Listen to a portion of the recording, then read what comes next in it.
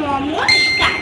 কবি নীলেন্দ্রনাথ চক্রবর্তীর লেখা খোকার ইচ্ছে। উঠতে বসতে বাবা হাঁকে, বলবো তোকে কি আর, হতেই হবে তোকে দেশের মস্ত ইঞ্জিনিয়ার।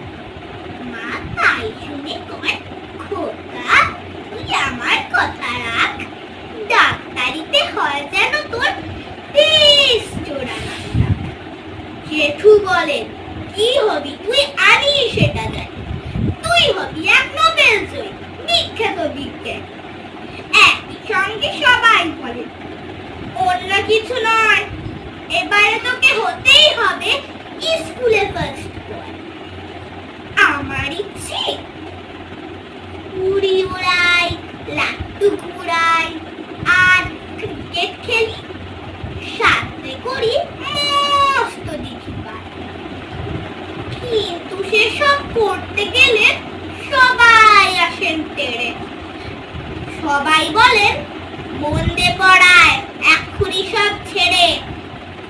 কি আর বলবো, এখন আমার অবস্থাটাই, লেখাপড়ায় দিন কেটে যায়, কিচ্ছু খেলা নেই।